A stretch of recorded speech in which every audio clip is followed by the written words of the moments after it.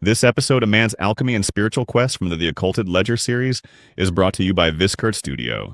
Welcome back to the Deep Dive. Good to be here. Today we're tackling, well, a really quite fascinating figure, Thomas Vaughan, mystic, alchemist. He's been described as one of history's profoundest and most difficult of all visionaries. Absolutely. And someone searching for, quote, the new East beyond the stars. Very evocative. It is. But right away, you hit this big question mark, don't you? Like, who was he, really? Exactly. And perhaps more pointedly, who else might he have been? That's the real puzzle. So that's basically our mission for this deep dive then. To get into his world 17th century, this mix of philosophy, mysticism. And alchemy, yeah. Experimental alchemy, as he saw it. We want to try and unpack the core of his secret tradition, understand his ideas about nature and spirit, which were pretty revolutionary, and, really dig into this identity mystery. And we've got his writings and some biographical notes to guide us. We do. A pretty unique collection, actually. Okay. Let's start with the basics then. Yeah. Thomas Vaughan himself. What do we sort of conventionally know? Well, the record says he was born around 1622. We know he matriculated at Jesus College, Oxford. That was 1638 when he was 16. Okay. And he definitely became known, maybe even notorious, as a mystic and alchemist. His writings show he was deep into esoteric stuff. And he wasn't working in isolation, right? Who influenced him? Oh, definitely not. You can see clear lines back to people like Robert Flood, the physician and mystic. Right. And he drew heavily from traditions like the Kabbalah, Jewish mysticism and Hermetic Neoplatonism, that blend of Greek philosophy and, well, more spiritual esoteric ideas about divine knowledge. So these weren't just books on a shelf for him? No, not at all. These are living systems, ways of understanding everything. Now, his public career as a writer, it took a weird turn, didn't it? Wood's biography mentions he just sort of vanished from view. That's right. He apparently disappeared from authorship, lived under the protection of Sir Robert Murray, who was a big deal, Secretary of State for Scotland. And then there's the rather dramatic end, supposedly died in Oxford during the plague in 1665. Adds to the whole mystique, doesn't it? It does. And what about his writing? He used a pen name quite a lot. He did, yeah. Mostly published under Eugenius Philalethes, works like The Man Mouse Lumen de Lumine. Okay. Although, interestingly, Aula Lucis came out under just his initials, SN. SN. And he was well known enough, or perhaps controversial enough, to be satirized by Samuel Butler in his character of an Hermetic philosopher. So people knew who Eugenius Philalethes was, or at least they knew of him. Okay, so that's Thomas Vaughan. Seems relatively straightforward, if a bit mysterious, but then comes the really intriguing part, this Irenaeus Philalethes puzzle. Yes. This is where it gets complicated. So Vaughan dies in 65, reportedly. Then 2 years later, 1667, this book appears in Amsterdam, the open entrance to the king's palace. Introcius Apertus ad occlusum regis politium, yeah. Credited to Irenaeus Philalethes, who's described as an anonymous philosophist, an Englishman, but a cosmopolite, a world citizen. What's the big deal here? Well, the big deal is that this Irenaeus instantly becomes famous. His work was hailed as having, undeniable authority on alchemy, exceptional clarity on the great work. In fact, when another of his tracts came out in 68, The Preparation of Sophic Mercury, the publisher even called him an American philosopher. An American philosopher. That's a world away from Vaughan, whose life, you said, was basically Wales, London, Oxford. Exactly. The contrast is, well, it's stark. This Irenaeus guy supposedly visited someone called George Starkey in America before 1654. Before Vaughan would have been known. Well, certainly long before Vaughan's death. And there are stories of Irenaeus being seen in plain rustic dress in 1666 after Vaughan's supposed death. Okay, wait. So seen after Vaughan died? According to some accounts, yes. And Irenaeus claimed he learned alchemy from books, not a master, and supposedly wrote 5 tracts by the age of 22, which seems, well, incredibly young. Wow. And there's that very specific story, isn't there, about changing lead for Helvetius? Oh, yeah, the Helvetius anecdote. Irenaeus supposedly performed a transmutation for this Dutch physician, turned lead into glass. Apparently, he told Helvetius later he should have protected it with wax to get gold. Right. It paints a picture of someone very different from Vaughan, more hands-on, maybe more traveled, definitely more demonstrably successful in practical alchemy. Precisely. It really fuels this identity question. Was Irenaeus just Vaughan using another name, maybe even writing from beyond the grave symbolically, or a totally different person, or maybe a composite figure? It's a genuine mystery for scholars, then. Oh, absolutely. Divides opinion right down the middle. Did Vaughan fake his death? Was Irenaeus his student? Or just someone capitalizing on the name? It adds layers and layers to how we read these texts. Okay, so this identity puzzle is fascinating. But let's dive into the ideas themselves. What was the core of Vaughan's vision? This goal of being united to God by an essential contact. What did that mean for him? It was central. This union wasn't just a feeling, it was about gaining knowledge, being able to know all things by clear vision in the divine light. Clear vision. How? Through what he called a spiritual metaphysical grain. Think of it like a seed or a tiny spark of light directly from God, planted within the human soul. Okay. This spark, he argued, makes the soul itself divine and supernatural. He even calls it the spirit of the living God. It's like an innate connection we all potentially have. But if it's innate, why aren't we all experiencing this clear vision? Well, that's the rub. He says the soul in the body is like a candle shut up in a dark lantern, covered up, obscured. Right. But he says there's an art of love, a method, a practice to unite our individual, particular spirit to the universal. To basically let that inner light shine out and connect with its source. And this connects directly to his view of alchemy, doesn't it? For him, it wasn't really about making physical gold. Not primarily, no. True alchemy was about this spiritual transformation. He talks about the philosophical medicine, but identifies it with the mystical earth. Mystical earth, like terra spiritualis. Exactly. Terra spiritualis, terra autem, the earth of Adam, terra viventium, the earth of the living. All these terms point to something primal, spiritual, alive. Oh, yeah? He even connects this mystical earth to the spirit of this world and, paradoxically, the tree of knowledge, the very thing that, supposedly caused the fall. So he's completely reframing it, taking alchemy from the lab bench into the soul. Pretty much, yeah. The real treasure isn't literal gold. It's inner wisdom, transformation, reconnecting with that divine spark. That's a radical shift. Yeah. So what about the famous first matter of alchemy? How did he see that? Again, very different from the common view. It's not just basic water or earth. He describes it as this slimy, spermatic, viscous mass, packed with all powers celestial and terrestrial. Wow. Sounds complex. It is. He calls it the Minera of man, the ore from which humanity is refined, and the actual basis of the Philosopher's Stone. Things like gold, silver, pearls, diamonds. They're just modes or expressions of this first matter. So there's not a simple element, it's potentiality itself. Something like that, yeah. A composite, living, primordial soup containing the blueprint for everything, including our spiritual perfection. So following that logic, when he talks about philosophical gold and silver. Definitely not the stuff in your wallet. For Vaughan, these are symbolical. They represent a perfected soul and spirit. Yeah.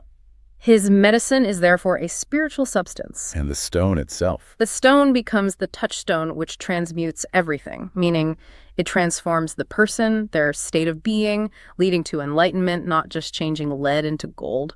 That's such a crucial difference.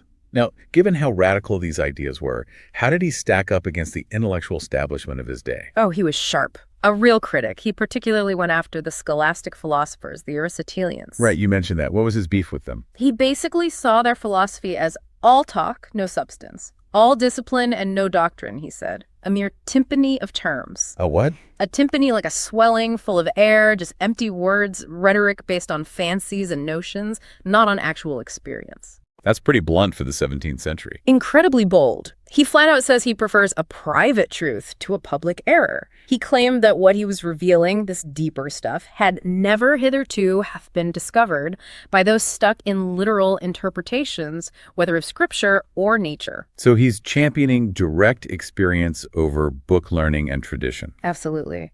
Which is kind of ironic for a mystic relying on ancient traditions, but his point was about experiencing the truth within those traditions, not just debating terms. Did he use any colorful language to make his point? Oh, definitely. He compared arguments based purely on Aristotle to a fight in Quixote, tilting at windmills, or like an ape showing off tricks. Right. He talks about how later philosophers like Aquinas just palp him gently, sort of handle Aristotle carefully, while someone like Duns Scotus makes him wince, pointing out the flaws. He's basically saying it's all intellectual games. And he even suggested God should teach us about the natural world too. Yeah, he argued, why should divine instruction only be about supernaturals? God made the natural world too, so shouldn't revelation also cover natural things?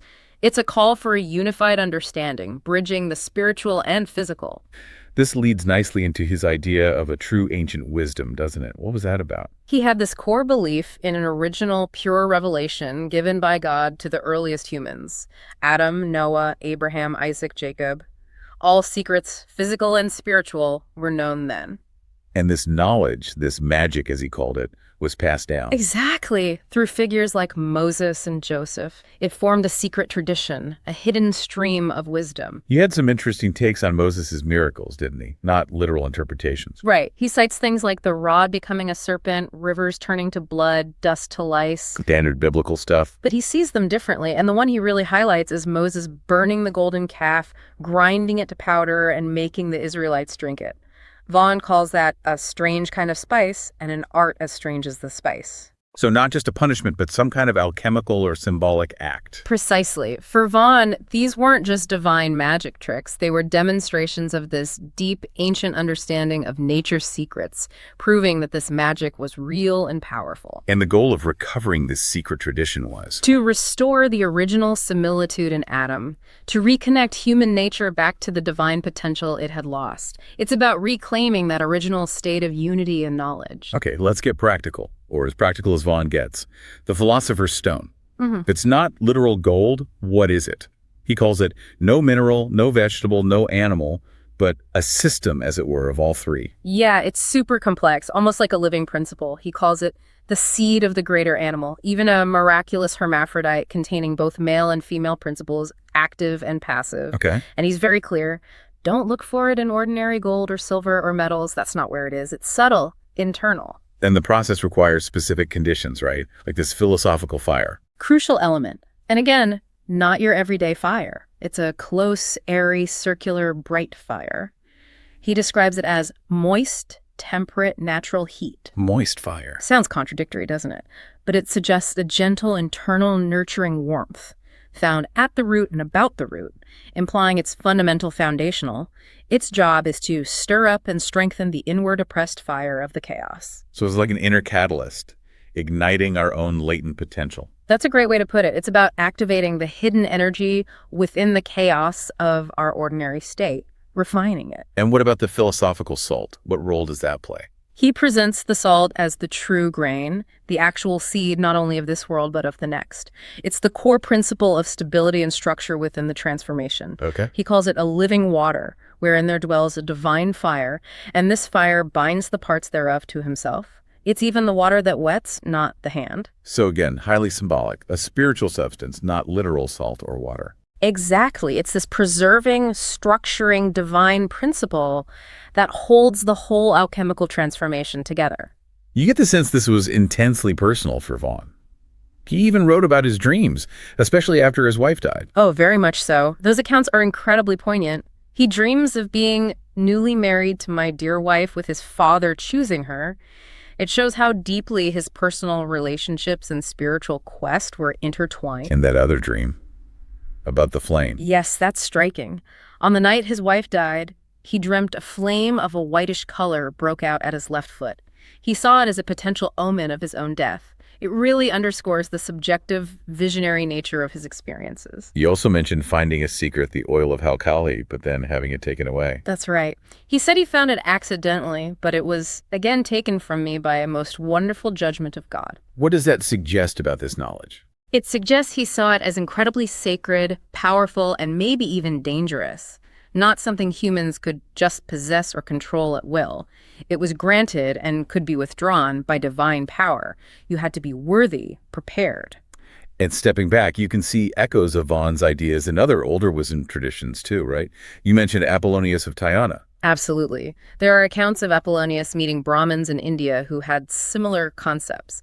They possessed a sky-colored water and a dark earth and believed the elements were made all at once. That sounds a lot like Vaughan's first matter. It really does, that idea of a primordial, undifferentiated source. And the Brahmins also taught about drawing in air versus ether and a spirit of admirable power in the earth. Exactly. They taught that creatures breathing air are mortal, but those drawing in ether are immortal. And this light or spirit in their special earth had incredible power. How does that connect back to Vaughan? It reinforces this universal theme that there's an underlying spiritual reality, a subtle energy or substance. Call it ether, spirit, mystical earth. That's the true source of life and power, hidden beneath the ordinary material world. It shows Vaughan wasn't just inventing things, but tapping into a very ancient, widespread stream of thought. So wrapping this up, Thomas Vaughan, whether he was also Irenaeus or not, leaves this really complex legacy, doesn't he? He really does. Despite all the questions about his life, his writings consistently challenge us. They blend mysticism, alchemy, a fierce critique of dry philosophy. Always pushing for that direct experiential path to knowing something real, getting away from that timpani of terms. Exactly. Through the Irenaeus Philalethes' work especially, he tries to show you a world where things aren't what they seem. Elements are twofold. Fire is moist, the real treasures are unseen. Constantly reminding you, as you said, that for most people, knowledge sticks in the bark of allegories. We see the surface, miss the core. Right, we get stuck on the literal. Which leaves us, and you listening, with a final thought to chew on. Vaughan believed the greatest mystery in both religion and philosophy was figuring out how to remove the veil over the face.